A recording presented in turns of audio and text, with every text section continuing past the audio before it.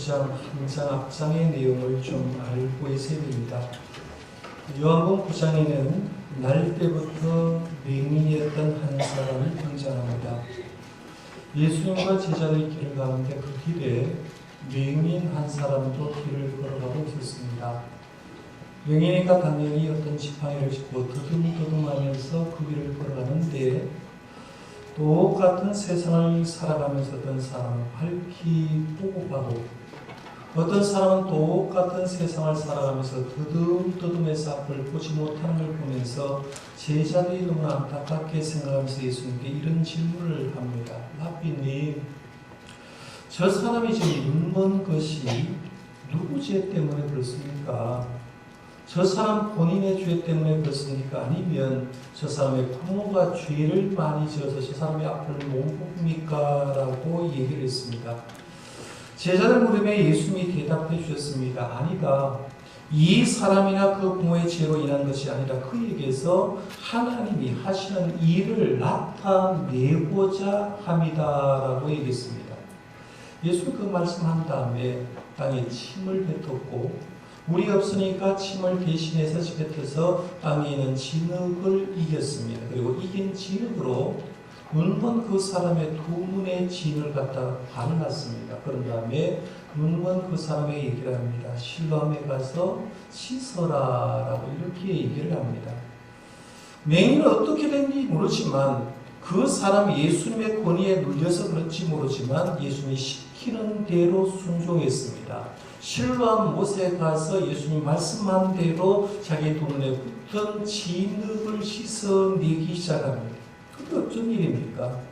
매일 아침마다 자기는 세수를 했는데 세수를 아무리 해도 아침에 세수를 해도 앞은 보이지 않았는데 예수님이 시키는 대로 실로암 못에 가서 눈에 붙던 진흙을 씻어내는데 놀라운 현상이 벌어지는 거예요. 평생 한 번도 본 적이 없는 세상이 밝히 보이는 겁니다. 맹인이 눈을 떴을 때 그 감격은 우리는 이해를 못합니다. 왜냐하면 겪어보지 못했기 때문에 그런 우리는 날 때부터 봤기 때문에 보는 것이 당연하다고 생각하지만 맹인이 눈을 떴을 때 그 감격은 얼마나 컸을까라고 생각하면 그 큰 감격하는 이 맹인이 눈을 뜨고 너무나 자기를 고쳐준 분이 너무나 감사하니까 예수님 계셨던 그 자리로 다시 돌아왔는데 예수님은 그 자리에 계시지 않았습니다. 문제는 그때부터 시작됩니다. 맹인이 눈을 떴습니다. 맹인이 예수님 때문에 밝게 보게 되었습니다. 그러면 우리 생각에는 모든 세상 사람이 맹인이 눈 떴다라고 얘기를 하면서 그 맹인이 눈 뜬 그 사람에게 야, 참 축하한다 라고 얘기를 했을 거고 그 다음에 맹인을 눈을 뜨게 한 예수님께 희고동성으로 입을 모아서 예수님을 찬양하고 하나님께 영광 돌릴 것 같은데 성경 말씀에 보면 예수님의 기적을 체험하거나 예수님이 스스로 에고임이 나는 무엇이다 라고 얘기를 했을 때 제가 지난번 서론적인 말씀을 드리면서 항상 반응은 두 가지 반응이 나타났다고 얘기했어요. 한 반응은 순수하게 예수님의 기적을 행하면 기적을 그대로 믿고 그 다음에 예수님을 믿는 그런 부류가 있었고요. 또 반대로는 기적을 행했는데 기적을 의심하고 절대로 예수님을 메시아로 인정하지 못한 부류가 계속해서 등장하는 걸 보게 됩니다. 이 두 반응은요.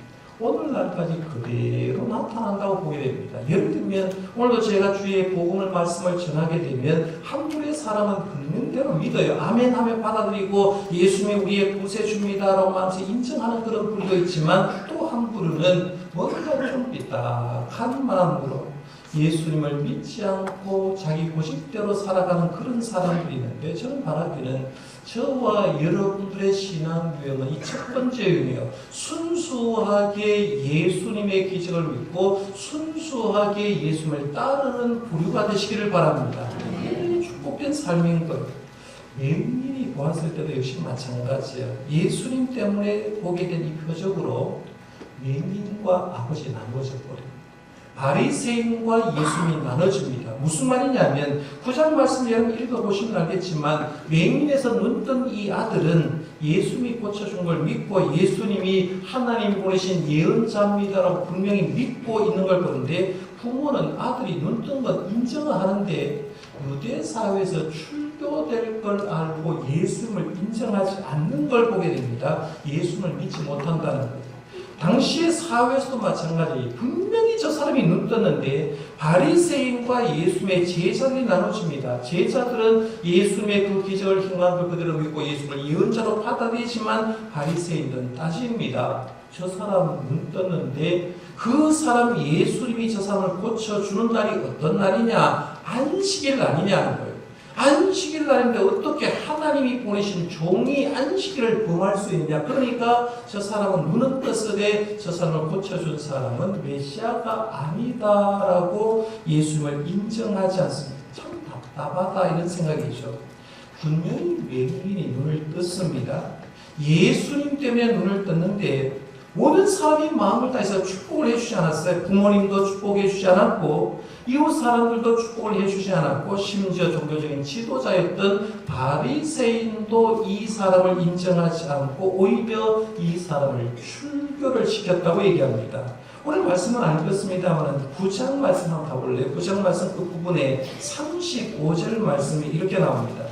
예수께서 그들이 그 사람을 쫓아냈다 하는 말을 들으셨더니라고 했어요. 예수님이 맹인이었다가 눈뜬 그 사람들을 당시의 종교적인 지도자로 통해서 결국엔 유대 사회에 출교 명령이 떨어집니다. 이 출교 명령은요, 옛날 우리가 시족 사회에서 호적에서 판다는 말보다 더 무서운 거예요. 살아갈 방법이 없게 만드는 것 중에 하나가 출교를 시키는 건데 이 출교를 시키는 거예요. 출교를 시키니까 결국 이 출교시키는 그 자리에서 예수님은 그들에게 가서 얘기를 합니다. 그래서 예수님이 출교당한 이 사람에게 의도적으로 찾아가서 아직도 예수 만나보지 못했으니까 내가 너 고쳤다라고 얘기를 합니다.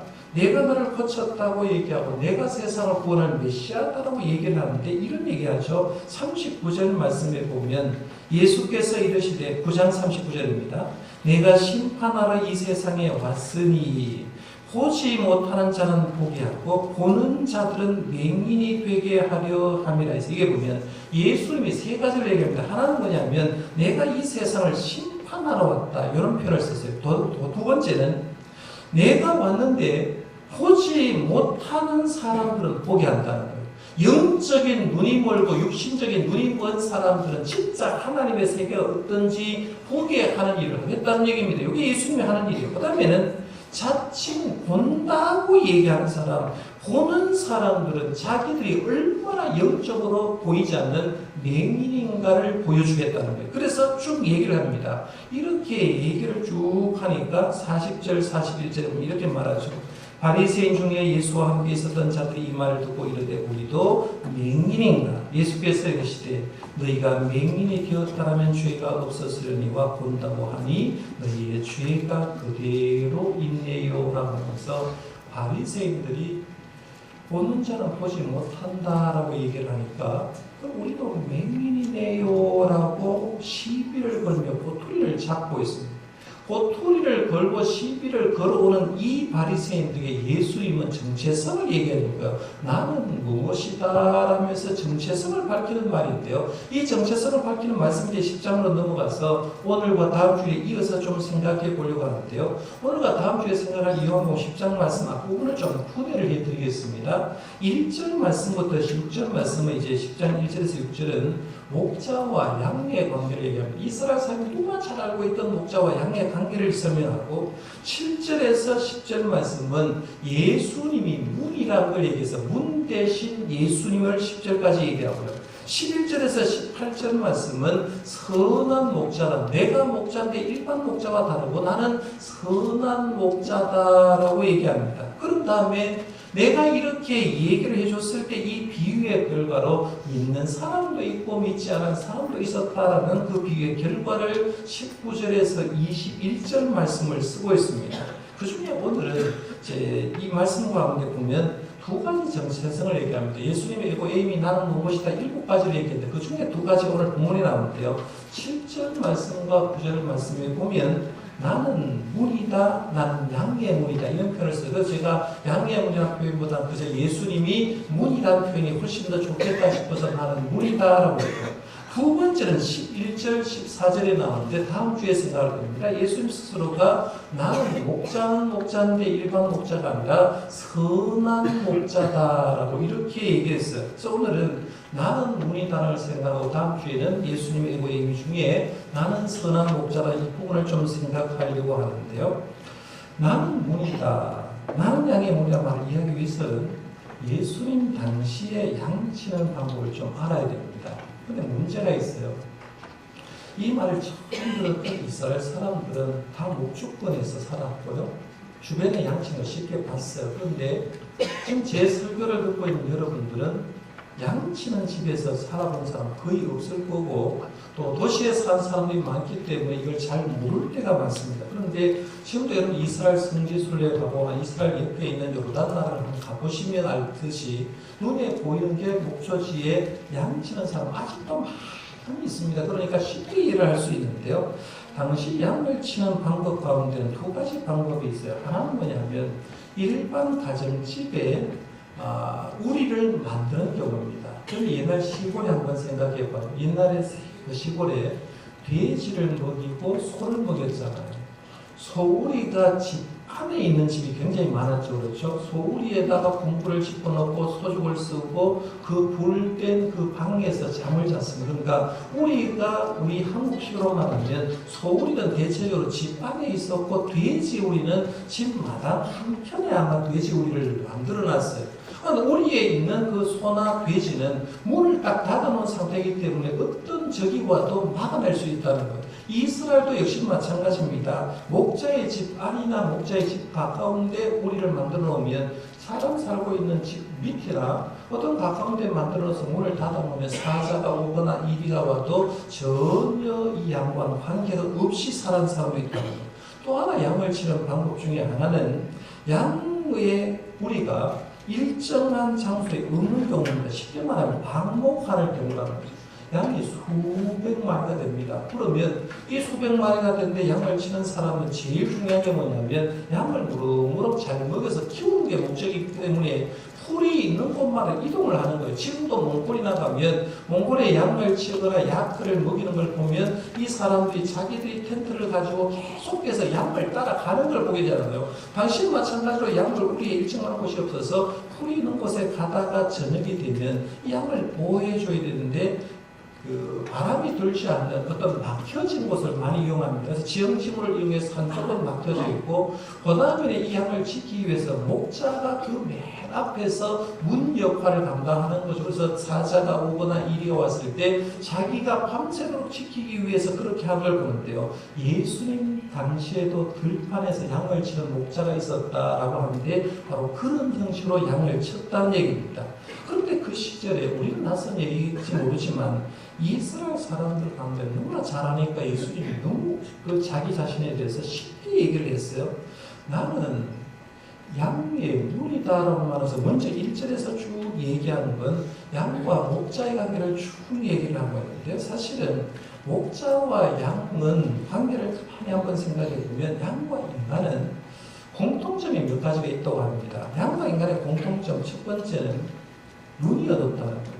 양은 가시거리가 얼마 정도가 되느냐면요 15m 정도밖에 안 된다는 거예요. 우리 교회가 아마 설계상으로 보면 20몇 미터 정도가 나오죠. 그러니까 여기 앉은 대숭석 절반 정도가 15m 정도가 된다고 볼 수가 있는데 15m 밖을 보지 못하니까 굉장히 어려울 때가 굉장히 많다는 거예요. 그런데 눈이 어둡기 때문에 먼 거리를 보지 못하는데 사람도 얼마나 멀리 보느냐 하면 눈이 아무리 좋은 사람도 그렇게 멀리 보지 못한다는 육신적인 눈도 그렇고요. 세상을 사는 눈도 그래요. 여러분 내일 무슨 일이 있을지 여러분 압니까? 여러분 내일 주식이 얼마 정도 오를지 내릴지 아는 사람이 있습니까? 이 세상을 살아가는 사람은요 옛날 어른도 그런 얘기 있어요. 한치 앞을 못 본다는 거예요. 한치 앞에 어떤 일이 생길지도 모르고 못 보는 게 우리 인생이라. 그래서 양과 인간의 공통점 눈이 어두워서 먼 거리를 보지 못하는 게 인간이라는 거예요. 두 번째는 양과 인간의 공통점은 혼자서는 절대로 못 산다는 얘기입니다. 염소는 혼자 살지만 양은 항상 무리지어서 살게 돼 있어요. 사람도 마찬가지요. 어릴 때 부모 없어 못 사는 거죠.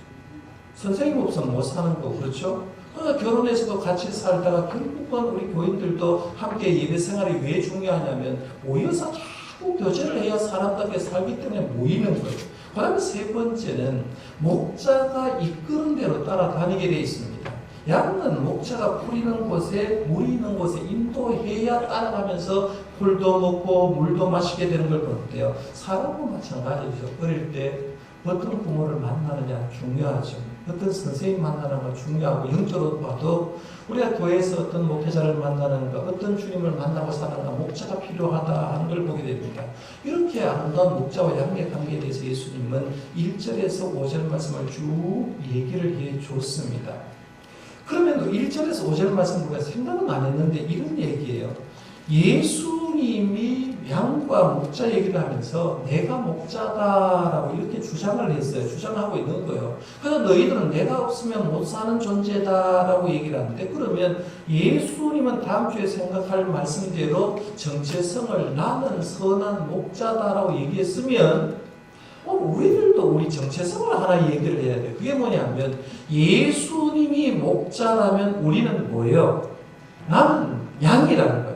우리가 정체성을 얘기할 때 나는 양이다라고 이렇게 얘기해야 돼요. 한번 따라해 볼까요? 나는 양이다. 나는 염소다. 염소죠, 여러분. 염소는 필요가 없어요. 받는 염소는 필요가 없다는 거예요. 나는 주님께서 기르신 양이라는 거예요. 언제나 목자를 따라가는. 그래서 나는 염소냐라고 제가 입으로 했을 때 무의식 중에 따라했지만 나는 염소가 아니라 나는 양이라는 거예요. 다시 한번 해봅니다. 나는 양이다. 내가의 정의예요. 그래서 나는 양인 거예요. 이렇게 해서 이제 예수님이 정체성을 쭉 얘기를 하고 얘기를 했는데 문제는 비유를 얘기를 해도 바리새인들 이미 영의 눈이 마비가 되어서 못 알아듣습니다. 5절 말씀, 6절 말씀 한번 가볼까요? 예수께서 이 비유로 그들에게 말씀하셨으나 그들은 그가 하신 말씀이 무엇인지 알지 못하니라. 영적인 맹인이 아무리 목자와 양의 관계를 얘기하면서 자기를 얘기를 해도 바리새인들은 이미 눈이 안 보이는 거예요. 그러니까 이해를 하지 못해요. 그러니까 예수님이 드디어 에고임이 정체성을 얘기하면서 이렇게 말합니다. 7절 말씀해 보세요. 그러므로 예수께서 다시 이르시되 이제 이해가죠. 한 번 설명해도 이해하지 못하는 이 바리새인들에게 다시 이르는 거예요. 다시 말하기 시작합니다. 그러면서 내가 진실로 진실로 너에게 말하노니 나는 양의 문이라고 했어요. 나는 양의 문이다. 9절 말씀에 보면 내가 문이다 이렇게 했어요. 예수님은 문이다. 예수님의 문으로 들어가야 살아난다. 예수님의 문 안에 있어야 구원받는다. 예수는 문이라고 했어요. 그러면 구약에서 예수님은 만약에 어떤 상징으로 얘기한다면 구약 성경에는 예수님을 어떻게 표현하면 좋을까 하는 생각을 해볼 수 있습니다. 창세기 28장에 보면 야곱이 형 에서의 장자권과 축복권을 빼앗고 목숨에 위기가 오니까 자기 집 하란, 부엘세바에서부터 하란까지 도피하는 장면이 나옵니다. 부엘세바에서 출발해서 어머니 아버지가 떠나라고 해서 종일 걸었는데 베델까지 도착을 했어요. 해가 지고 있습니다. 요즘이야 여간방 들어간다고 하지만 옛날에 여간방이 없으니까 베델에서 노숙하게 됩니다. 평평한 땅 찾고 돌 하나 찾아서 돌 4개를 베고 하늘을 이불 삼아서 누웠습니다.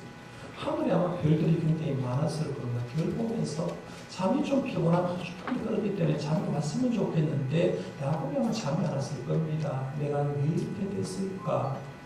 장자권 축복권 빼앗으면 잘 살 줄 알았는데 왜 이렇게 됐을까? 아버지 집에 살지도 못하고 외삼촌 할아버지 집까지 어떻게 갈까? 가면 외삼촌 할아버지 만날 수 있을까? 그리고 외삼촌이 나를 반겨줄 수 있을까? 이런저런 걱정을 하고 있었을 겁니다. 그런 걱정을 하다가 그런 무의식 중에 자기도 모르게 너무 피곤하니까 한참 걱정하는 가운데 이제 잠을 자게 되고 잠이 들었는데 잠이 들어서 꿈 하나를 꿨습니다.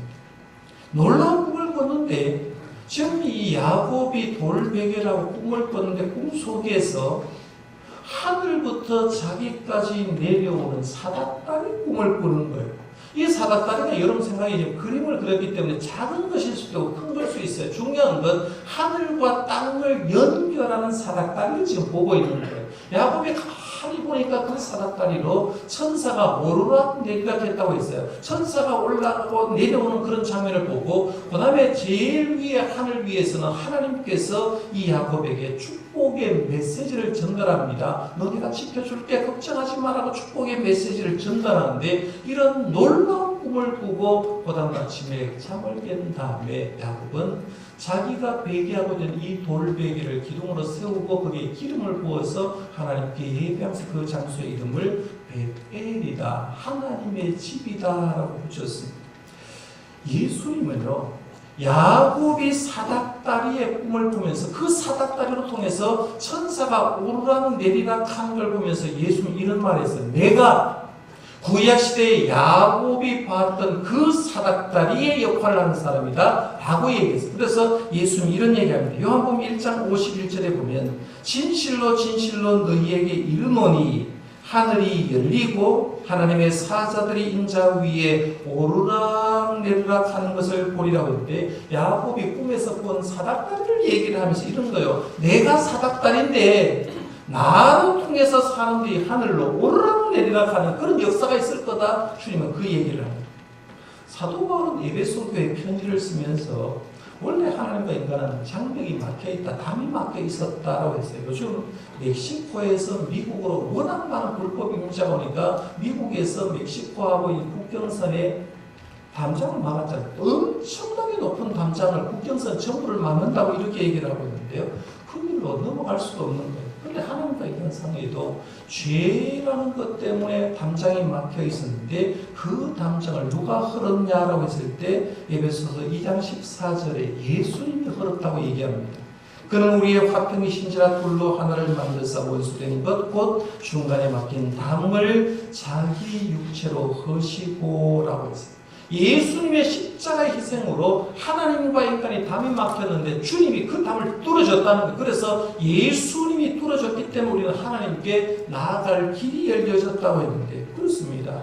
예수님이 어떤 분입니까? 물으면 예수님은 문입니다. 예수님의 문을 통해서 들어가야 구원이 있고 예수님의 문을 통해서 들어가야 거기에 풍성한 생명이 있습니다를 할 수 있고 예수님은 하늘로 우리를 연결시켜주는 구약으로 말하면 사닥다리와 같은 분입니다. 예수님은 하나님과 인간에 맡긴 답을 허신 분입니다 라고 했다.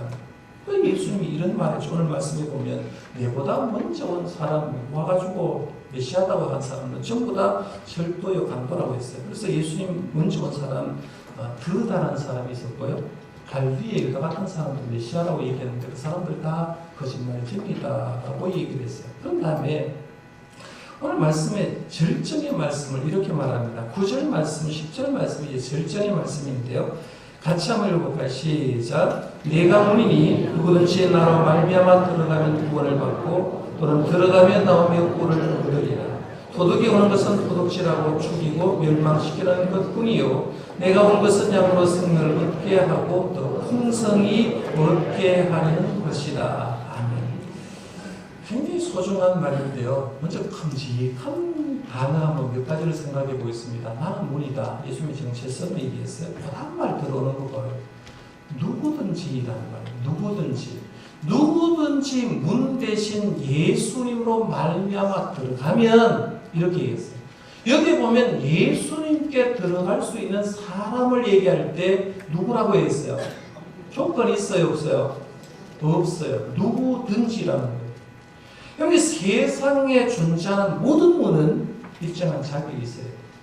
서울대학교 아무나 들어갈 수 있어요, 없어요? 저와 여러분들 서울대학교 못 갔어요, 그렇죠? 좀 떨어지잖아요. 우리 교인 가운데 갔지만 공부를 좀 잘해야 서울대학교에 들어가죠. 대기업 삼성이나 LG에 취직하려고 하면 거기도 자격 요건이 있어요. 청와대에 대통령을 한번 만나고 싶어 가도 해서 청와대 앞에서 들어갈 수도 없어요. 자격 요건이 안 되기 때문에 못 들어갑니다. 그런데 예수님께 들어가는 문은 누구든지 들어갈 수 있다. 누구든지. 피부 색깔 관계없다는 겁니다. 흑인, 황인, 백인 관계없다는 교육, 초등학교를 못 나온 사람이나 박사학위를 가져온 사람 관계없다는 얘기입니다. 사회적인 지위나 건강이나 아픈 자나 관계없이 빈부귀천 남녀노소 관계없이 예수님을 믿는 사람은 그 문으로 통과하는 줄 믿으시길 바랍니다.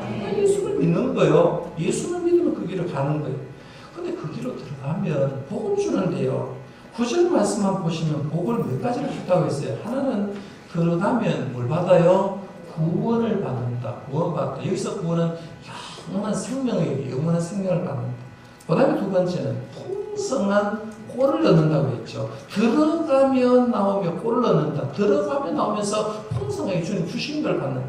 그 다음에 10절 말씀에 보면 내가 온 것은 양으로 생명을 얻게 하고 더 풍성히 얻게 하려는 것이라고 말하면서 예수님께 들어가는 자의 복은 생명을 얻고 풍성한 삶으로 이어진다고 했어요. 오늘 말씀 10절은 제가 요한복음을 서론적으로 얘기하면서 요한복음을 이해하려고 기록 목적 모르면 이해 못한다고 했는데요. 요한복음의 기록 목적하고 비교를 한번 해보겠습니다. 요한복음 기록 목적은 요한복음 20장 31절에 이렇게 썼고 오늘 10절 말씀과 대조를 해보세요. 오직 이것을 기록하면 너희로 예수께서 하나님 아들 그리스도의 이름을 믿게 하리 함이로 또 너희로 믿고 그 이름을 힘입어 생명을 얻게 하려 함이니라 했어요. 여기 보면 오늘 말씀 10절하고 같은 말씀이죠. 그렇죠? 구원받고 생명을 얻게 하고 풍성하게 얻게 합니다. 요한복음 기록 목적이나 예수님이 하신 말씀은 똑같은 말씀을 하고 있다는 얘기입니다. 예수님의 문으로 들어가면 이렇게 풍성한 삶을 살게 된다라고 얘기하는데 그걸 가장 잘 설명하는 말씀이 어디 나오냐면요. 오늘 교동문 읽었던 시편 23편이에요. 시편 23편을 분석해보면 예수님의 문으로 통과한 자가 받는 풍성한 삶 5가지를 얘기했어요. 첫 번째는 부족함이 없다. 부족함이 없는 삶입니다. 1절에 요한은 나의 목자시니 내게 부족함이 없으리로다. 오병이어의 기적으로 5,000명 먹이고도 주님은 12광주를 남겼잖아요. 주님 앞에 가면 부족함이 없다. 항상 초가분이 파도처럼 넘쳐난다는 얘기입니다. 부족함이 없이 주님의 인도를 하는데 부족함이 없이 인도해주고 위험이 지나고 안정감을 느끼게 되면 뭘 하게 되냐면 주님이 우리를 자리에 놓도록 쉴만한 물가로 인도해 주는 거예요. 2절에 그가 나를 푸른 풀밭에 누이시며 쉴만한 물가로 인도하시는도다. 편안하게 우리가 살게 해준다는 거예요. 그 다음에 두 번째는 인도를 받는 삶을 삽니다. 3절입니다. 내 영혼을 소생시키고 자기 이름을 위하여 의의 길로 인도하시는도다. 사람은 목자가 있어야 되는데 주님의 문으로 들어가는 사람을 하나님은 의의 길로 주님이 가신 십자가의 길로 구원의 길로 인도해 준다. 그 다음에 세 번째는 위기를 탈출하는 삶을 살게 됩니다. 4절 말씀이죠. 내가 사망의 음침한 골짜기로 다닐지라도 해를 두려워하지 않을 것은 주께서 나와 함께 하심이라. 주의 지팡이와 막대기가 나를 안위하셨나이다 했는데 내가 위기 가운데 있어도 주님의 문으로 들어간 사람은 주님의 지팡이로 가서 끄집어 낸다는 거예요.